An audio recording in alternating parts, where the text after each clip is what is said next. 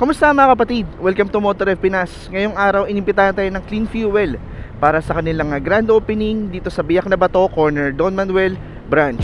Ito kanilang 127 na Clean Fuel station dito sa bansa. So let's all find out what's in store for us dito sa bagong branch ng kanilang gas station.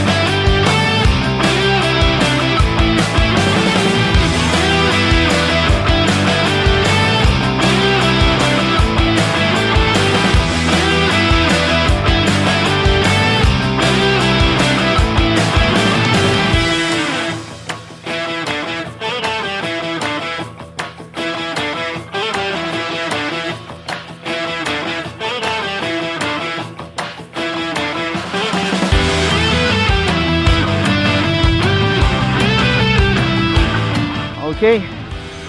By the way, meron silang 5 pesos off sa lahat except the diesel.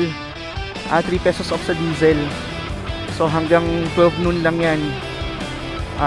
Today, February 9. Alright, thank you very much sa Clean Fuel for inviting us sa kanilang grand opening dito sa Clean Fuel Biak na Bato.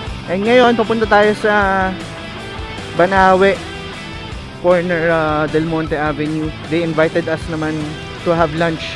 So dito ko natatapusin ang aking vlog for today's motovlog number 19 para sa ating visit dito sa grand opening ng Clean Fuel Biak na Bato. And napakarami na nilang branch dito sa Quezon City. And magandang addition ito, lalo na dito sa area na to ng Quezon City. Then again, if you enjoyed watching this video, please like, share, and comment down below. At kung bago ka sa aking channel, subscribe ka na rin kapatid. And hit the notification bell icon para palagi kang updated sa mga upcoming videos ko. Hanggang dito na lang. Ride safe!